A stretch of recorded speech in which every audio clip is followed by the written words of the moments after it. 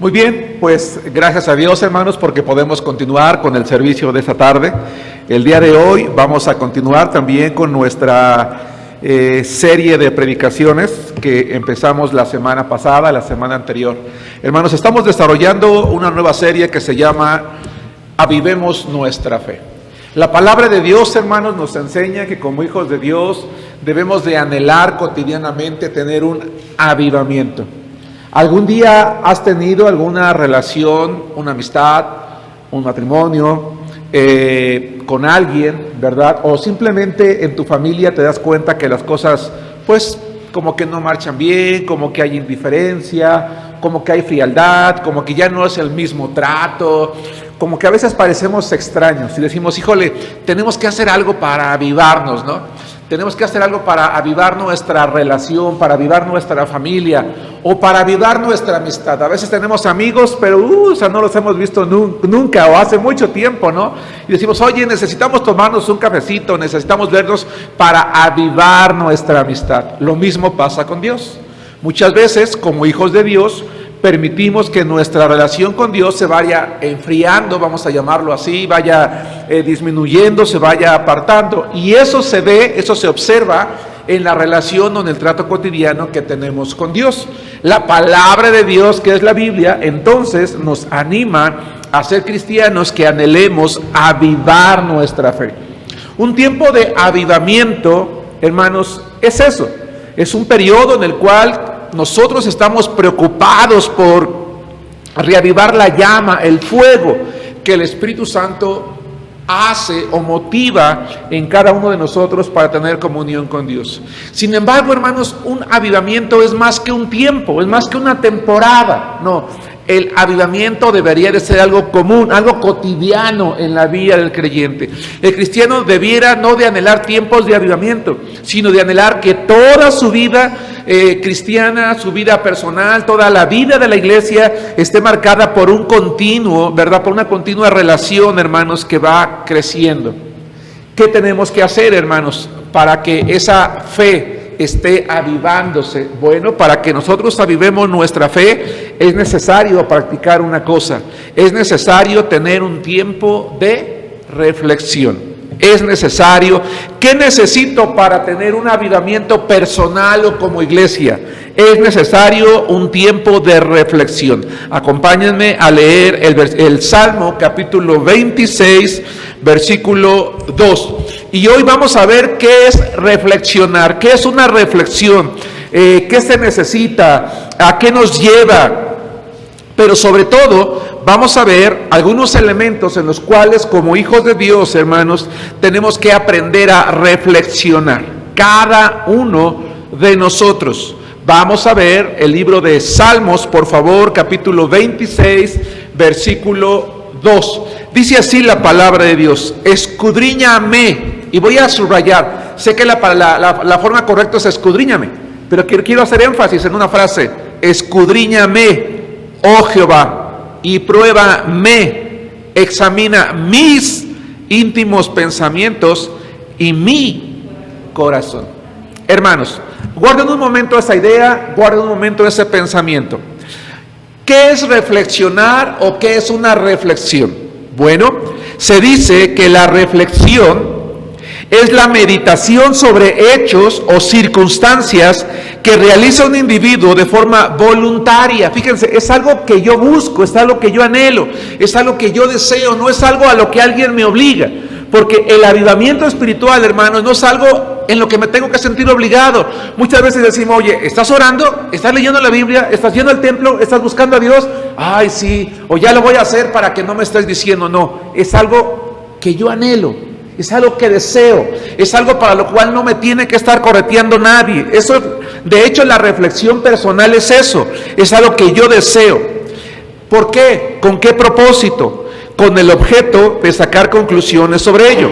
Ahora bien, es importante resaltar que la reflexión impulsa a las personas a pensar sobre lo que hicieron anteriormente. Y sobre todo, si dicha acción generó un impacto positivo o negativo en sus vidas o en la vida de los demás. Es decir, esto que yo estoy haciendo, ¿cómo está afectando mi vida espiritual? o cómo la está haciendo crecer. Por ejemplo, si tú quieres reflexionar acerca de lo que está pasando en tu casa, con tu cónyuge, con tu esposo, esposa, con tus hijos o con tu familia, tienes que reflexionar: ¿qué estoy haciendo yo?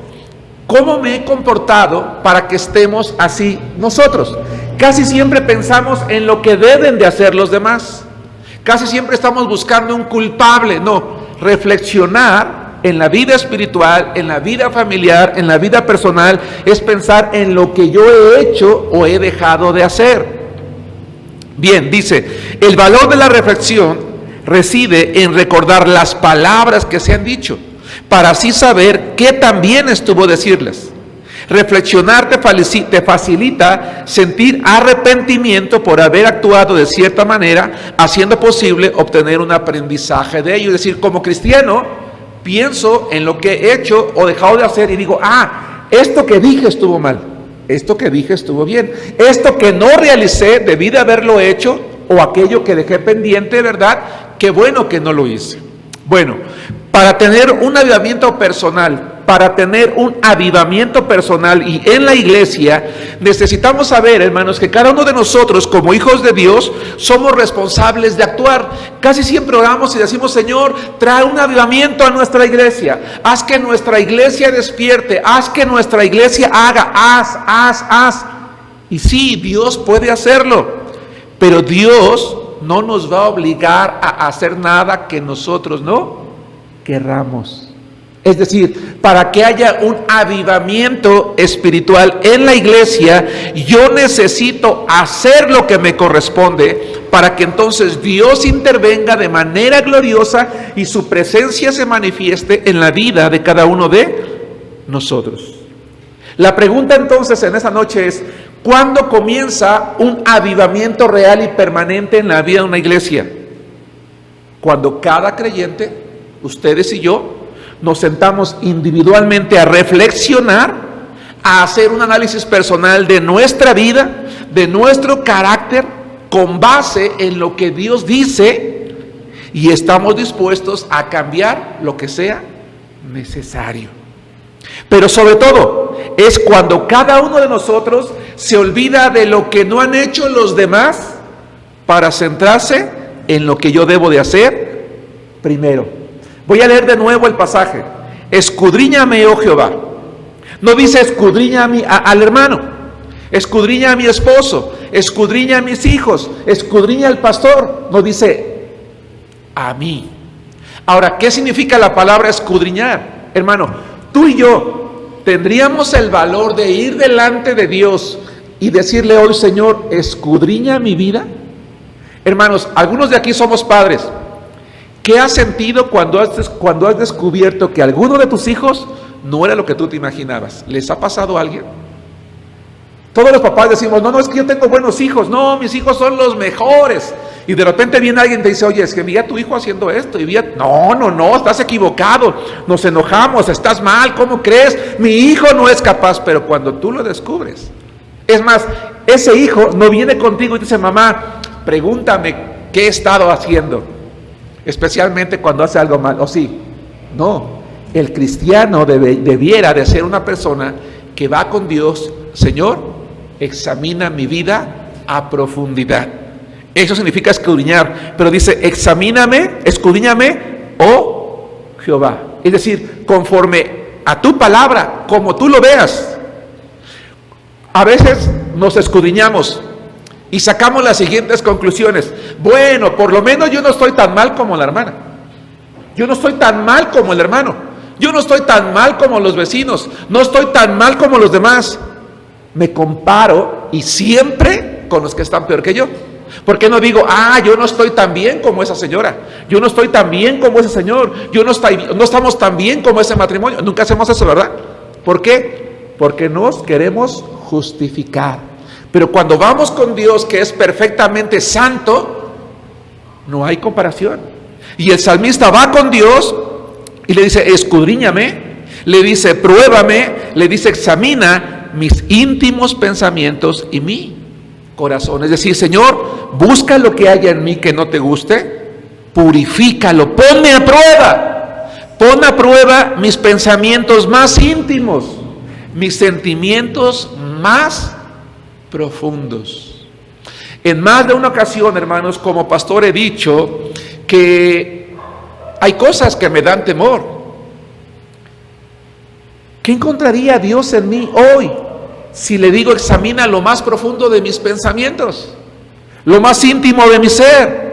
Pero es algo que Dios anhela, hermanos, para avivar nuestra fe. Es común entonces, repito, tener la falsa idea de que nosotros estamos bien y de que no tenemos que cambiar nada, que otros están mal, pero no nosotros, que otros son los que necesitan corregirse, pero no nosotros. Y por eso puse esta imagen, no sé si se alcanza a ver con claridad los hermanos que están aquí presentes y los hermanos que están viendo a través de la transmisión en vivo. Un hombre y una mujer se están mirando al espejo, se están examinando a sí mismos, pero con base en algo. Hay algo en el pie de las fotos, ¿ya vieron? La Biblia, la palabra de Dios. La Biblia nos dice, examínate, vayan conmigo al libro de Proverbios, capítulo 4, versículo 23. La Biblia me invita a pensar primero en mí cuando se trata de ser examinado.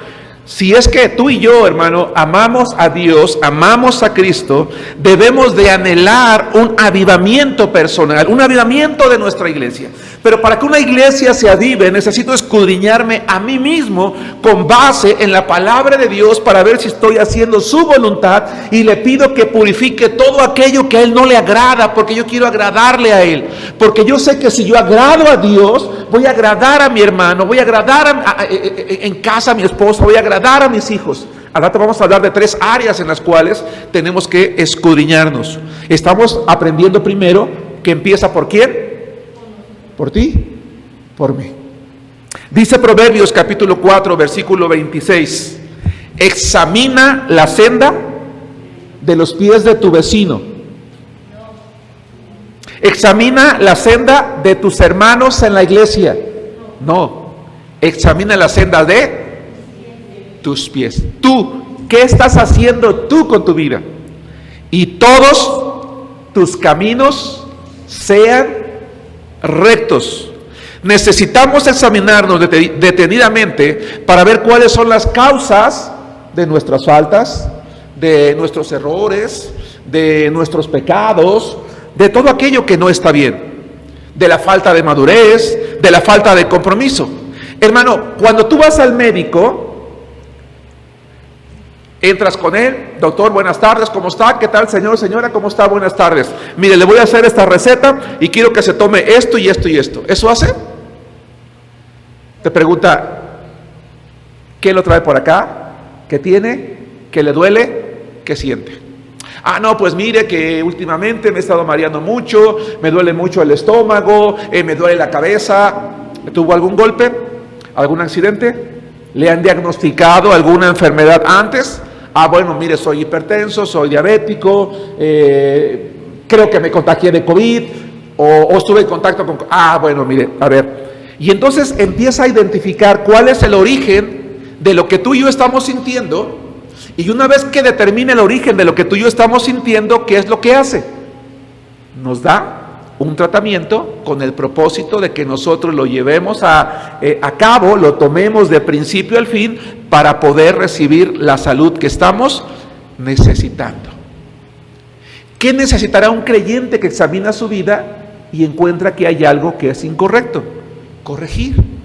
¿Para qué? Para que llegue el momento en el que su amor por Dios esté avivado, porque Él ha vuelto al camino correcto. Acompáñenme al libro de Salmos, capítulo 119, versículo 59. Y nos vamos a dar cuenta, hermanos, hermanas, que el salmista examina su vida, examina sus pasos y corrige. Y eso es lo primero que la iglesia en Arenal, eso es lo primero que tú y yo, hermano, tenemos que hacer. Para tener un tiempo de avivamiento, un tiempo no corto, sino permanente, necesitamos reflexionar. Es necesario tener un tiempo de reflexión en nuestra vida. Y vean lo que dice el libro de Salmos, capítulo 119, versículo 59. Dice, consideré mis caminos. Es decir, me puse a pensar en mi conducta y volví mis pies, ¿qué dice? A tus testimonios. Me puse a pensar en mi conducta y volví a obedecer tus mandatos. ¡Qué hermoso! Me da mucho gusto ver que tenemos un grupo de hermanos aquí en la iglesia. Incluso tenemos una dama que nos acompaña el día de hoy, lo cual nos da mucho gusto. Bienvenida, qué bueno que nos acompaña. ¿Verdad? Dios quiere que cuando yo me examino y examino mi vida, tome la siguiente decisión. Pues ya ni modo, total, así ya soy, ya que si me quieren así, a veces decimos, si me quieres, así me vas a aceptar. No, yo no voy con Dios y digo, Señor, si me quieres, yo así soy. No, dice el salmista, y volví a obedecer tus mandatos. Hermanos, necesitamos tener un tiempo de reflexión. Pero la pregunta es, ¿en qué áreas de la vida, hermanos, necesitamos reflexionar? ¿En qué áreas de la vida, hermanos, necesitamos reflexionar? Bueno, primero que nada, necesitamos reflexionar, hermanos, en nuestro carácter. No quiere. En nuestro carácter. Punto número 1. ¿Qué es el carácter, hermanos? ¿Qué es el carácter? Bueno, dice el diccionario que el carácter, a diferencia del temperamento, escuchen esto, es importante. El carácter, nada más dale enter si quieres. El carácter, a diferencia del temperamento, no es algo con lo que nacimos, sino que se ve afectado rotundamente por el medio ambiente en el que vivimos, la cultura y el entorno social donde cada persona, hermanos, se desempeña o se forma. El carácter, hermanos, es el conjunto de aspectos psicológicos que se moldean con la educación, con el trabajo, de la voluntad y los hábitos. ¿Algún día han conocido a alguien que dice, oye, qué carácter, ya cásate? ¿Algún día te han dicho eso? ¿Qué carácter, ya cásate? Y dice, no, ya estoy casado, pues entonces ya divórciate, ¿no? ¿Nunca les han dicho así? Bueno, pues qué bueno, se han salvado. A mí tampoco.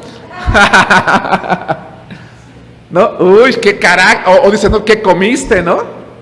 Porque dicen, oye, mira nada más. O de repente dicen, oye, estás de un genio que ni tú te aguantas. Pero el problema no es que está de un genio ese día, sino que es lo común. ¿Por qué una persona se comporta de una o de otra manera? Porque ha sido influenciado por el medio ambiente en el que ha vivido. Así es su familia, así es su casa, así es en el colegio, así son los amigos. Algo ocurrió que influenció en la manera de comportarse. El carácter, hermanos, es algo que se forma desde que somos niños. Por eso es que a los niños pequeños hay que disciplinarlos, hay que corregirlos bien, para que el carácter que se les forma, hermanos, sea un carácter agradable. Los que se dedican al estudio del comportamiento humano dicen que hay por lo menos 11 tipos de carácter. Está el carácter flemático, colérico, sanguíneo, apático, apasionado, sentimental, nervioso, amorfo, inseguro, obsesivo, sensible. O en palabras más sencillas, quien es amable, quien es dócil, quien es tranquilo. Está también el que es voluntarioso, el que es arrojado, pero también está el iracundo, el que no te le acerques porque parece cerillito, nomás necesita que lo talles tantito para que se prenda. O está, como decían en mis tiempos, ¿no? El que es como jarrito de Guadalajara, o sea, bien sentido. A través de la vida, a través de nuestro crecimiento, las circunstancias que vivimos nos fueron forjando de esa manera. El carácter es aquello que nos diferencia. Omar tiene un carácter, yo tengo uno, Pedro tiene otro.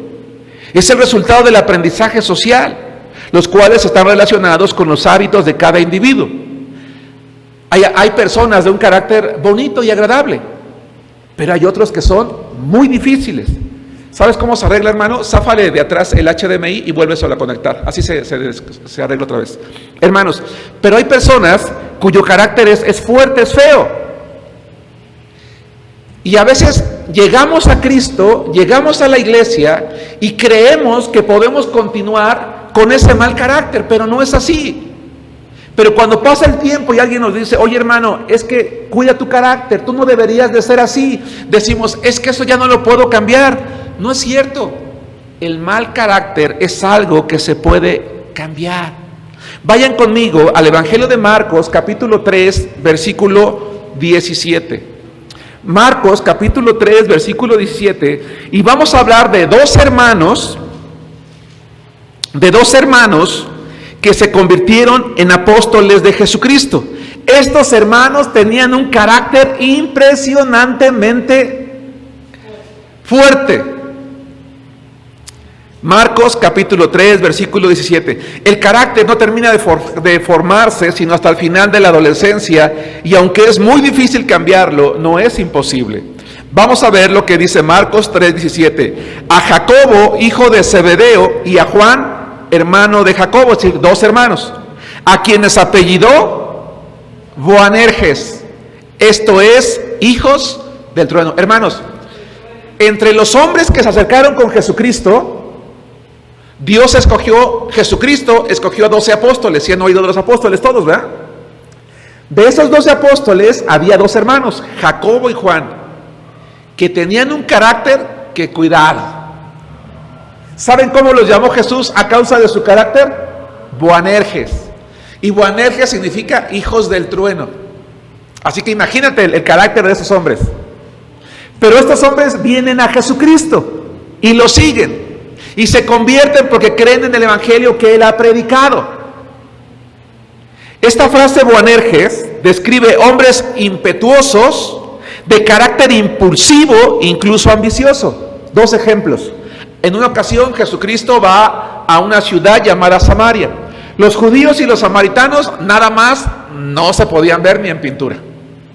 No se podían ver. No se querían. Pero Jesús toma la decisión de ir por Samaria y no lo reciben bien. Y dicen los discípulos, Jacobo y Juan, Señor, ¿quieres que mandemos que descienda fuego del cielo y los consuma? ¿Sí me explico? O sea, ellos no se andaban por las ramas.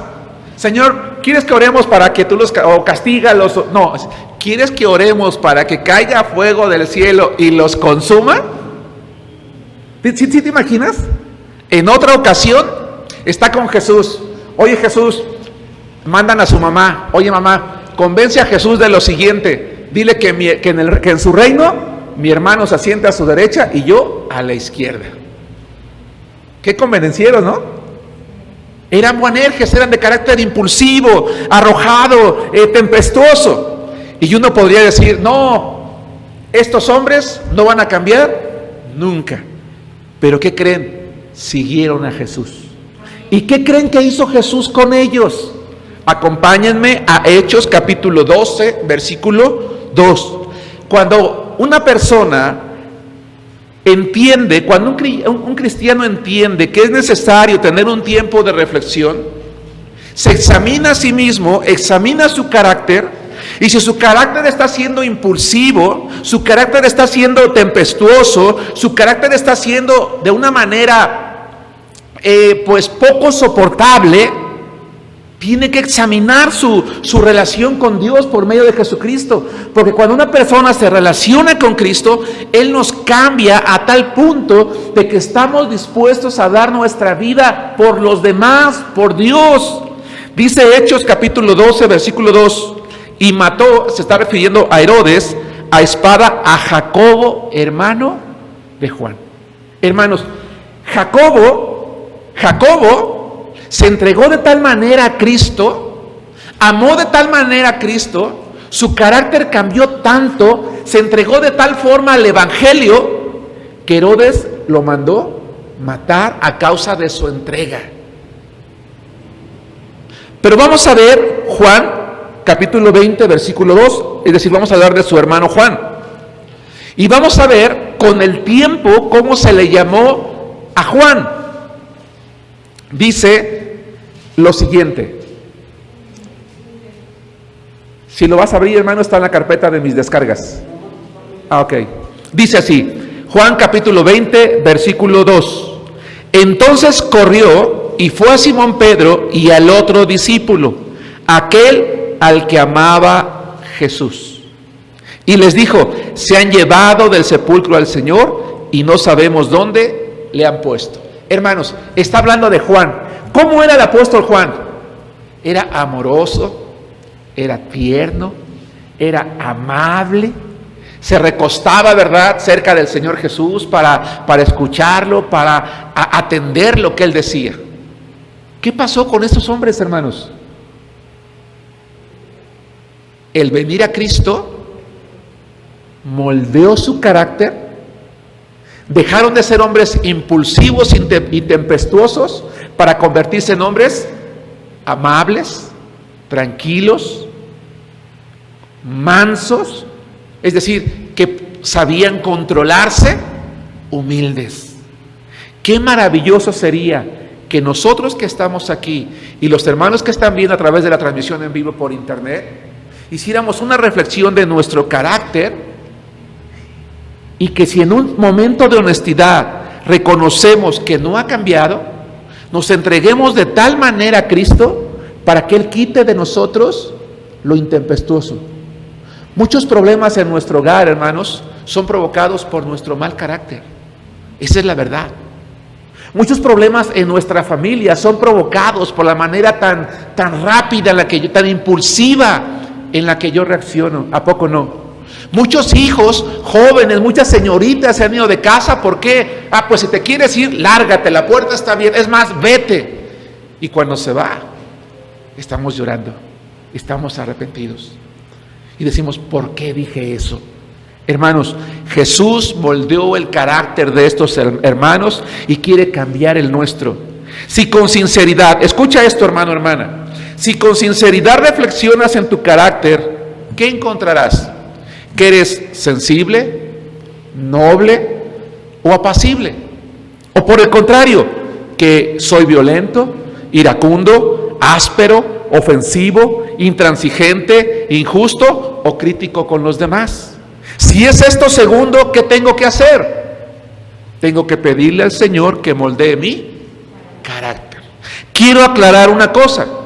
Habemos personas o hay personas que tienen muy mal carácter y por más que se esfuerzan en cambiar, no cambian, y por más que se entregan a Cristo, no cambian. La pregunta es ¿por qué? Ojo, atención. Yo estoy diciendo que Dios puede cambiar el carácter de una persona que a través del tiempo se ha forjado a sí misma un mal carácter. Pero hay enfermedades neurológicas, ¿sí?, que hacen que una persona tenga mal carácter. Atención, hay enfermedades neurológicas que hacen que una persona tenga un mal carácter. Por ejemplo, una persona que es borderline, por ejemplo, o que es se me fue el nombre, que de repente está contenta y luego alegre, bipolar. Este tipo de personas de repente están bien y de repente explotan literalmente, violentamente. Este tipo de personas necesitan un tratamiento médico, especialmente psiquiátrico. Ahora, tengan mucho cuidado en lo que estoy diciendo. Ir al psiquiatra no es algo que va en contra de Dios. Si tú tienes un problema neurológico, una enfermedad de esta naturaleza, ve al médico, porque hoy en día hay tratamientos médicos que te permiten regular tu comportamiento, ¿sí? Y al regular tu comportamiento, entonces tu carácter va a ser apacible, o sea, no tiene que ver contigo. Y honestamente tenemos que ser comprensivos porque hay personas en nuestras familias que a veces nacieron con un problema así y no queremos reconocerlo. ¿No? ¿Cómo voy a reconocer que mi esposo tiene un problema, que mi hijo tiene un problema? Pues entre más tardes en reconocerlo, más vas a sufrir tú y él. ¿Sí me explico? No, ve al médico, que le hagan estudios, y si los estudios arrojan que tiene un problema, atiéndelo porque se puede arreglar, no pasa nada. ¿Qué van a decir los hermanos? ¿Qué va a decir la iglesia que estoy yendo al psiquiatra? Que qué bueno que te estás atendiendo. No, yo estoy hablando del carácter que proviene de que cuando yo no quiero cambiar, cuando no tengo ningún problema físico, sino que es de comportamiento, porque no he permitido que Dios moldee mi carácter. Y si yo digo, es que Dios, porque yo no puedo cambiar, yo te digo, Boanerges, Jacobo y Juan cambiaron, no ellos, sino Cristo los cambió, los moldeó a ellos. ¿Qué necesitamos cambiar? Necesito cambiar tal vez la violencia por la mansedumbre, tal vez la aspereza por la amabilidad, Tal vez la ira por la gentileza, tal vez la ofensa por la reconciliación, tal vez la intransigencia por la armonía, tal vez la injusticia por la compasión o tal vez la crítica por la consideración. Me gusta la imagen. Una persona que descubre algo que quiere cambiar no se queda en la aridez de su vida. No, dice, yo no quiero seguir así, voy a cambiarlo y me gusta lo que está jalando. ¿Sí se nota? Algo bello, algo bonito, algo radiante. ¿Quién no quiere tener una vida así? ¿O a quién le gusta vivir en la amargura? No ser amado por nadie, por el carácter. ¿A quién? Yo honestamente no creo que a alguien le guste así. No te quedes así, hermano, hermana. Reflexionemos. Un tiempo de avivamiento no es algo que simplemente viene del cielo. Yo tengo que reflexionar y permitir que Dios moldee mi vida. Ningún avivamiento puede venir a nuestra vida o iglesia a menos que tengamos la intención de hacer cambios en nuestro carácter. Acompáñenme al libro de Job, capítulo 34, versículo 32. Avivemos nuestra fe. Y para avivar nuestra fe, hermanos, necesitamos tener es necesario tener un tiempo de reflexión. Vamos a leer Job, capítulo 34, versículo 32. Y este debe de ser el pensamiento tuyo y mío, hermano. Recuerda, no pienses, ay, ojalá mi esposo estuviera escuchando este mensaje. Ojalá mis hijos se hubieran conectado hoy. No, es para ti, es para mí. Dice Job 34, 32, enséñame. Job está orando a Dios y le dice, enséñame tú lo que yo. Hermano, hermana, amigo que escuchas, algún día alguien te ha dicho, oye, es que tienes un carácter. No, ¿cómo crees? No, en serio. No, pues yo no me he dado cuenta, yo no creo. Todo el mundo lo sabe, menos tú. ¿A poco no? El salmista va con Dios y le dice, Dios, enséñame tú lo que yo no veo. Si hice mal, ¿qué dice? No lo haré más. ¿Creen ustedes que Job tenía la intención de dejarse moldear por Dios? Sí. ¿Creen ustedes que Job tomó una decisión respecto a su carácter? Sí. Señor, no lo voy a hacer más. ¿Cómo un cristiano puede darse cuenta lo que no debe de hacer o lo que debe de hacer? Leyendo la palabra de Dios. Por eso hace rato la imagen del hombre y la mujer que se veía en el espejo estaba sobre la base de una Biblia. No me voy a comparar con el que está peor ni con el que está mejor. Voy a ver lo que Dios pide que yo haga y lo que esté faltando lo voy a cambiar. ¿En qué áreas de nuestra vida, hermanos, debemos de reflexionar? 1, en nuestro carácter. 2, en nuestras actitudes hacia lo espiritual. ¿Qué es una actitud? Una actitud, dice el diccionario, es la manera de estar dispuesto a comportarse. Es un comportamiento que es un procedimiento que conduce a un comportamiento en particular. Las actitudes determinan la vida anímica de cada individuo. Si yo tengo una mala actitud, voy a andar con un carácter, voy a tener un carácter enojado. Pero si tengo una buena actitud, voy a estar contento, voy a estar alegre. Acompáñenme a Filipenses capítulo 2, versículo 12. ¿Cómo es tu actitud, hermano, hermana, hacia lo espiritual? ¿Nos interesa lo espiritual? Quiero que, dense un minuto para encontrar los pasajes de la Biblia. Quiero, por favor, que observen los hermanos que están aquí, la imagen que está proyectada, los hermanos que están en la transmisión, también se les están proyectando las imágenes para que ustedes las vean con mayor claridad. Bien, quiero que observen la imagen. ¿Cómo es tu actitud? ¿Se alcanza a ver esta persona aquí? ¿Sí se ve? Indiferente, ¿no? Así como que, ay, no. ¿Cómo es tu actitud respecto a la Biblia? Respecto a participar en la enseñanza, a convertirte a lo mejor en un predicador, un maestro, en cuanto a la oración, en cuanto a involucrarte. Por ejemplo, hay unos jóvenes aquí tocando los instrumentos. ¿Cuál es tu actitud hacia lo espiritual? ¿Cómo reaccionas? ¿Cómo reacciono? Dice la Biblia en Filipenses capítulo 2, versículo 12, por tanto, amados míos, como siempre habéis obedecido, no como en mi presencia solamente, sino mucho más ahora en mi ausencia, ocúpate, ocúpense en su en vuestra salvación con temor y temblor. Dice la palabra de Dios, procura comportarte como corresponde a quienes han sido llamados a salvación, obedeciendo a Dios con toda humildad y temor reverencial. Hermanos, vamos a plantearnos las siguientes 6 preguntas. 1, ¿estoy creciendo espiritualmente? 2, ¿estoy involucrado en la iglesia?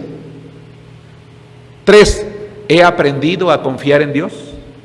4, ¿he vencido la avaricia y diezmo sin compromiso? Es decir, bueno, voy a dar para que Dios me bendiga. 5, ¿he superado la indiferencia? 6, ¿estoy a favor del trabajo misionero? Si la respuesta es sí, vas por buen camino. Si mi respuesta es no, allá lo que tengo que cambiar. Vayan conmigo al Salmo 86, 11 y 119, 72. Es necesario tener un tiempo de reflexión, hermanos, en cuanto a nuestra actitud hacia lo espiritual. Un avivamiento no es nada más obra de Dios. Tenemos que participar nosotros. No debemos de buscar un avivamiento temporal, sino permanente. Eso significa que permanente y continuamente yo debo de estar examinando mi carácter y mi actitud hacia lo espiritual. Si yo tengo un buen carácter, hermanos, voy a ser un buen hermano en Cristo. A veces, hermanos, en la iglesia vemos hermanos que tenemos muchos años y tenemos un carácter que dices, híjole, Señor, dame paciencia para soportar a este hermano, porque cada que se me atraviesa y somos muy ásperos para hablar, para responder, y decimos, híjole, hermano, ¿dónde está tanto conocimiento que has recibido de Cristo? ¿Dónde está tanto que has leído la Biblia si sigue siendo el mismo? A veces el avivamiento no viene, hermanos, por mí, quizás por ti, porque tal vez mi carácter le ha estorbado a Dios, tal vez el tuyo también. Tal vez mi actitud a lo espiritual es el estorbo para que la iglesia no se avive. Y hay hermanos que están orando por un avivamiento, pero yo les estoy estorbando porque no estoy examinando mi vida, mi compromiso espiritual con Dios. Y entonces el Salmo 86, 11 dice, enséñame, oh Jehová, tu camino, caminaré yo en tu verdad. Afirma mi corazón para que tema tu nombre. Señor, yo espero que hoy, cuando terminemos el servicio, los que estamos aquí y los hermanos que están a la distancia, digamos, Señor, ¿cómo voy a poner en práctica lo que aprendí hoy? ¿Qué voy a hacer con lo que hoy me enseñó el pastor? ¿Cómo voy a llevar a cabo lo que la Biblia dice? Porque al final de cuentas no es lo que estoy enseñando yo, es lo que la Biblia dice. Señor, moldea mi vida como a Juan y a Jacobo, y voy a comprometerme más contigo. Enséñame, afirma mi corazón para que tema tu nombre. Salmo 119, 73. Dice el salmista lo siguiente, él toma una decisión y es algo que a mí me gusta mucho. Dice el Salmo 119, 73, para que haya un avivamiento permanente en la iglesia se necesitan hombres y mujeres dispuestos a tomar decisiones, no obligadas, voluntarias, porque ¿qué dijimos que reflexionar, hermanos? Algo que se hace de manera voluntaria.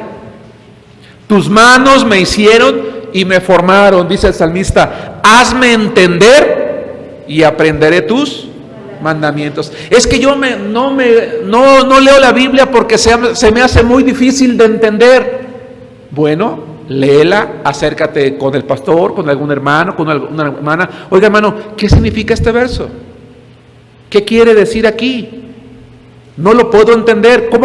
Quiero aprenderlo para poder practicarlo en mi vida. Pero también puedes orar a Dios y decirle, Dios, yo voy a leer tu palabra. Yo tengo poca capacidad, Señor, o me cuesta comprender.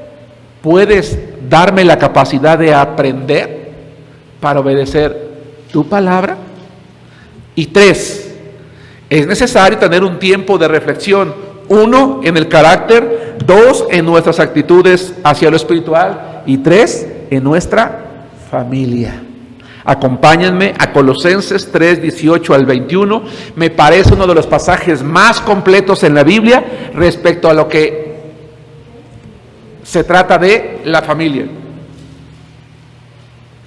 Si tú me preguntaras, oye hermano Germán, recomiéndame un pasaje en la Biblia muy completo que hable de cómo debe ser una familia, léete Colosenses 3, 18 al 21.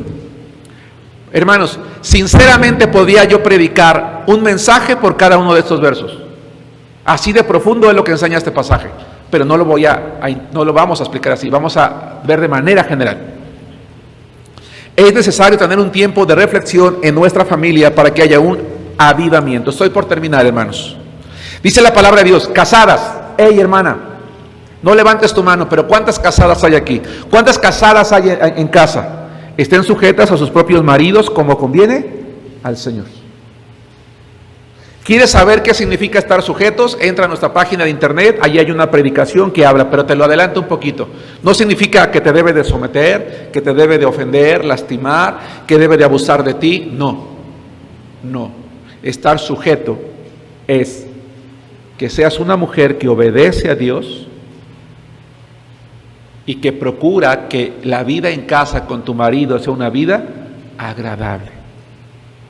Porque hay hombres que salen a trabajar y hacen lo posible por buscarse 2 turnos o 3 porque no quieren llegar a encontrarse contigo por el mal carácter.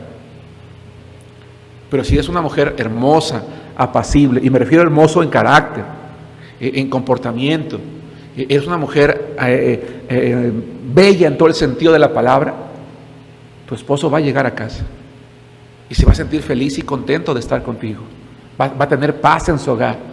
No va a encontrar la hora en que pueda volver con su amada. Dice la ciencia que el amor acaba, pero cuando se tiene a Cristo no. Permanece. Pero es cuando nosotros dejamos que Cristo moldee. Hey maridos, hombres que estamos casados, dice, amen a sus esposas, a sus mujeres, y no sean ásperos con ellas. Y ese amor, hermanos, otra vez, ¿sabes de qué tipo de amor se habla aquí? No se habla del amor que le tienes a un amigo, no habla del amor sexual, habla del amor de Dios. Un hombre es responsable de amar a su esposa como Dios te ama a ti. Qué impresionante. No seas áspero con ella, no le grites. Pues gracias a mí vives, gracias a mí tragas y yo te mantengo. Y si no, a ver, vete, hazle como quieras. Y hay muchas mujeres que tristemente, hermanos, viven oprimidas y lastimadas en casa. Y hablo de hogares cristianos. No debe de ser así. Otro pasaje de la Biblia dice que a la mujer se le debe de tratar como a vaso más frágil, para que las oraciones no tengan estorbo. ¿Cómo una iglesia puede tener un avivamiento si una mujer no se está sujetando a su marido, no está teniendo un hogar bello y un marido no está amando a su esposa? ¿Cómo? No se puede. Hijos, eres un niño, eres un adolescente, eres un joven mayor de edad, pero estás en el techo de tu casa, para ti es este mandamiento: obedeced a vuestros padres en lo que te conviene. Es que yo ya soy mayor de edad y yo hago lo que... No es cierto. Si tú estás en casa, eres hijo de familia, tú tienes que respetar a la familia y tienes que obedecer las leyes de la casa. Y si trabajas, tienes que dar un gasto y tienes que ayudar en las labores domésticas. Y nada de que, tú dedícate a estudiar y yo hago todo. No, dedícate a tu tarea y ayuda en tu casa y recoge tu cuarto y haz de comer y ve al mandado y apoya. Hijos, obedezcan a sus padres en todo, porque esto agrada al Señor. Porque eso sí, Señor, y ayúdame en la universidad para que pase mis exámenes. Amén. Oye, Germán, que soy yo, ayúdame a lavar los trastes. ¿Yo por qué? Díselo a fulano de tal. ¿Todo quieres que lo haga yo? ¿Es que soy tu criado o qué? Y lamentablemente los hijos a veces responden así, porque así se los hemos permitido o así les hemos enseñado. ¿No?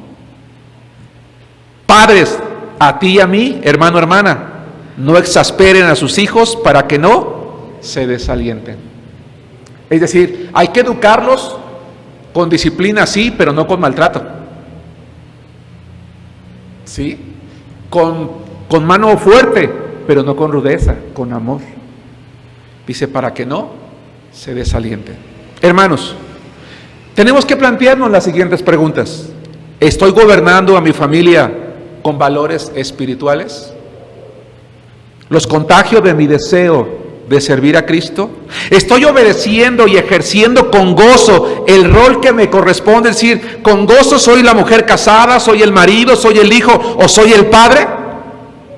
Conclusión: el avivamiento, hermanos, el avivamiento en la iglesia es el reflejo de haber reflexionado en nuestro carácter, en nuestra actitud a lo espiritual y en nuestra familia. Las familias fuertes automáticamente generan iglesias fuertes. Que Dios traiga un avivamiento grande y hermoso, hermanos, a nuestra iglesia. Pero para que eso ocurra, tienes que empezar contigo, tengo que empezar por mí. Que Dios les bendiga, hermanos.